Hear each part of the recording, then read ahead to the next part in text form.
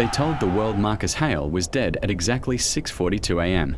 A precise time stamped onto a police report as if accuracy alone could make the lie feel permanent. A burnt-out sedan was discovered at the edge of Briarwood Quarry, flames still smouldering when first responders arrived. Inside the car was a body burned beyond recognition. You must understand, Marcus, this isn't a request. It's an opportunity I'm affording you. By noon, local news anchors were already calling it a tragic accident. By nightfall, his name had slipped quietly out of conversation, filed away with other unfortunate stories the city preferred not to examine too closely. Everyone moved on except the people who understood just how dangerous Marcus Hale had become to the wrong man. Marcus was invisible by design, a night shift security guard at Crestline Industries, a corporation so powerful its logo was stitched into the skyline. He lived alone in a cramped apartment where the lights flickered and the walls carried more silence than sound. He didn't complain. He didn't demand attention. He simply did his job, and that job gave him access to places most people never saw. Marcus watched cameras. He logged truck entries. He signed off on reports. And over time, he noticed patterns that didn't fit. Trucks entered warehouses with one manifest and exited with another. Cameras went dark for exactly 7 minutes at exactly the same time every Thursday. Digital logs changed after he submitted them. At first, he assumed mistakes, then coincidences, then intent. When he raised concerns, his supervisor laughed and told him not to overthink things. When he persisted, he was written up for insubordination. When he refused to falsify a report, he was summoned to a meeting with Victor Crow. Victor Crow was Crestline Industries CEO, philanthropist, civic hero. His name adorned hospitals and libraries. He spoke about ethics at conferences and smiled easily for cameras. Behind closed doors, his patience was thin and his power absolute. He listened to Marcus with polite disinterest, then leaned forward and delivered the sentence that would define everything that followed.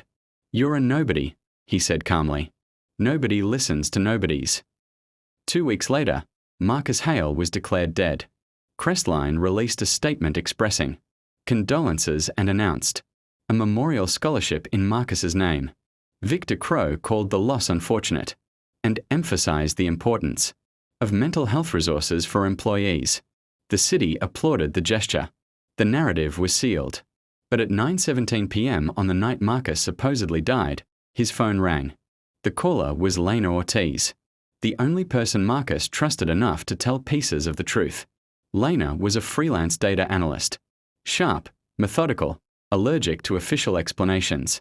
She had met Marcus years earlier while consulting on a minor breach, and over time, they'd bonded over long conversations about systems, patterns, and the story's data. Breaking news this hour, the investigation into the tragic accident has officially been closed. We are waiting for the police commissioner to confirm the details. A whisper so quiet she almost missed it. "They think I'm dead." The line disconnected before she could respond. Lena tried calling back immediately, straight to voicemail. She spent the entire night replaying the call, listening for background noise, anything recognizable. The next morning, she went to the police. They dismissed her with practiced efficiency. Phones get stolen. Grief causes hallucinations. The body had already been identified. The case was closed. But Lena had learned long ago that when powerful people rush to close cases, it's usually because something inside them is still moving. She started where Marcus would have started. Data. She pulled cell tower records and found a ping from Marcus's phone hours after his supposed time of death, miles away from Briarwood Quarry. She reviewed traffic cameras and noticed a vehicle leaving the quarry before first responders arrived, plates obscured, route oddly deliberate. She accessed shipping logs and found that a Crestline executive badge had been used late that night, despite the executive being publicly documented at a charity event across town. None of it was conclusive on its own, but together it formed a shape. The fire report deepened the unease. The accelerant used wasn't standard gasoline. It was an industrial compound Crestline stored in restricted quantities. Marcus hadn't died in that car. Someone else had. And someone very powerful had ensured the wrong name ended up on the report. A week later, Lena received a text from Marcus's phone. No words, just coordinates. She didn't tell anyone where she was going. The location led her to an abandoned surveillance substation. Crestline had shut down years earlier. A forgotten concrete structure buried beneath weeds and neglect. Inside, amid dead monitors and dustcoat servers, she found Marcus Hale alive. He looked thinner, exhausted, but his eyes were alert, focused in a way Lena had never seen before. Marcus told her everything. Victor Crow had known Marcus was collecting evidence. Not enough to destroy Crestline outright, but enough to expose something rotten at its core. Crow didn't want Marcus arrested. He wanted him erased. The staged death was meant to serve two purposes: silence Marcus permanently and warn anyone else who thought about stepping out of line. A burned car, a body pulled from a morgue freezer, a man no one would miss. Mislabeled and rushed through the system. Marcus survived because he anticipated it. He'd noticed unfamiliar men watching his apartment. He'd felt the pressure tightening. He swapped phones, cached data in multiple locations, and disappeared into the one place no one thought to look: Crestline's own forgotten infrastructure. Dead men don't testify, Marcus said quietly. But dead men also don't get watched. Together, Marcus and Lena became patient observers. They leaked nothing. They waited. With Marcus officially dead, Victor Crow relaxed. He signed riskier deals. With the launch of the new Kronos system, we are revolutionizing the industry. Our commitment to innovation remains unmatched. Every conversation recorded. Every assumption documented. The night Crestline announced a billion-dollar merger, Marcus decided it was time. At exactly 6:42 a.m., the same minute he had been declared dead, Victor Crow's phone rang. The caller ID read Marcus Hale. Crow answered with a laugh that didn't quite hide the tension. He assumed it was a prank, some cruel joke from an employee with bad taste. You should have checked the logs, Marcus said calmly. All of them. By noon, federal agents were inside Crestline Industries. By evening, Victor Crow's offices were sealed. We have confirmation. His accounts frozen. His allies scrambling to distance now. themselves. This is a breaking news alert. We are seeing unprecedented. You have the right to remain silent. Anything you say can and will be used against you in a court of law. The merger collapsed. The city watched in disbelief as its golden figurehead was led away without cameras, without applause. The public called it a stunning fall from grace. Analysts called it inevitable. Marcus called it survival. Justice, at least on paper, had been served. But the story didn't end there. When Lena returned to the substation the next day, Marcus was gone. No note, no message, no sign of where he'd gone next. Just his old phone, placed carefully on the table. It rang once, and somewhere, in the silence beyond the city's reach, someone answered. The phone rang again 3 days later. Not on Lena's desk this time, but in the pocket of a man who had every reason to believe Marcus Hale was nothing more than ash and paperwork. Victor Crow was sitting in the back of a government sedan, wrists resting loosely on his knees, rehearsing innocence. In his head the way powerful men do when they've spent a lifetime avoiding consequences. The ringtone cut through the quiet, unfamiliar, wrong. He glanced down and felt something cold crawl up his spine. Unknown number.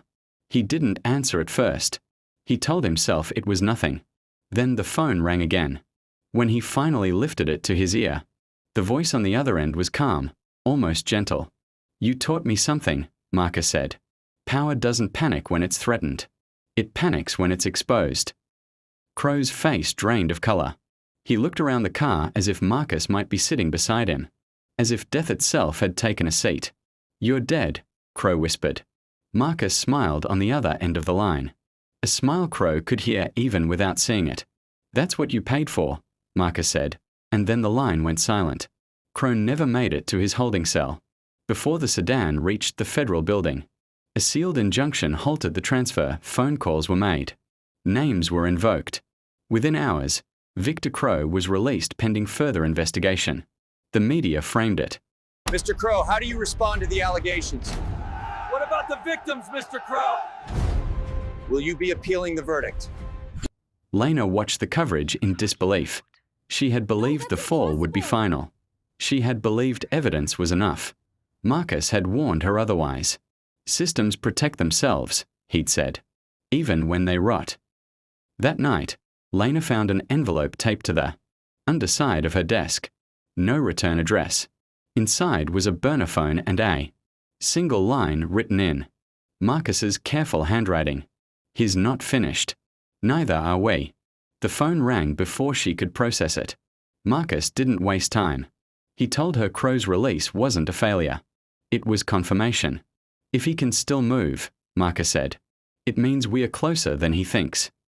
Over the next weeks, the city watched Victor Crow attempt a quiet resurrection. Charges were delayed. Evidence was questioned. Anonymous sources suggested Marcus Hale had fabricated data before his death. The narrative shifted subtly, dangerously. Marcus, once a victim, was becoming a ghost-shaped liability. Lena felt fear settle into her bones, the kind that doesn't scream but lingers. Then the first body was found. A former Crestline logistics manager, dead in his apartment, ruled a suicide within hours. Then another. Each death tied loosely to the same shipments Marcus had flagged months earlier. Each death erased a witness. The irony was brutal. The dead man was finally being framed as the villain. Marcus responded the only way he knew how. He went louder. Servers across the country lit up as encrypted files auto-released. To journalists who had spent years chasing rumors about Crestline. Independent auditors confirmed the data. Senators demanded answers. Victor Crow went on television, face solemn, voice steady, denying everything while insisting. He was being persecuted by a disgruntled former employee with mental health issues. The phrase landed exactly where it was meant to. Lena watched public opinion fracture. Half believed Crow. Half wanted blood. Marcus disappeared again, not even answering Lena's calls for days. When he finally did, his voice was strained. "He's hunting me," Marcus said. "Not legally. Personally." Lena didn't ask how he knew. She knew. The last call came at 6:42 a.m. again. Always that time. Always that reminder. This time, Marcus wasn't calling to warn her. What are you talking about? I don't understand. "If I vanish," he said, "don't look for a body." The call ended abruptly. For 3 days, there was nothing. No pings. No signals. Then a press conference was announced. Victor Crow would speak. Lena felt dread tighten in her chest as Crow stepped to the podium. Confident. Composed. He announced that new evidence had surfaced proving Marcus Hale had faked his death to manipulate markets and destroy Crestline. He called Marcus dangerous. Unstable. He promised transparency. As the room buzzed, every screen behind Crow flickered. The footage that appeared froze the room into silence. It was Victor Crow, recorded months earlier, instructing a fixer to find a body that won't be missed. The audio was unmistakable. The timestamps irrefutable. Crow's smile collapsed. Panic replaced Polish. He turned, shouting for the feed to be cut, but it was too late. The power had shifted again. This time publicly. Federal agents moved in before Crow could leave the stage. Cameras caught everything. The city exhaled. Justice, it seemed, had finally arrived. That night, Lena sat alone, waiting for Marcus to call. He never did. Instead, her burner phone buzzed with a message from an unknown number. A photo, a shoreline at dusk, and beneath it, 3 words. "They still believe." Lena stared at the screen, understanding settling slowly, painfully. Marcus Hale wasn't running anymore. He was watching. And somewhere beyond reach, the man who had been declared dead was preparing for something far more dangerous than survival.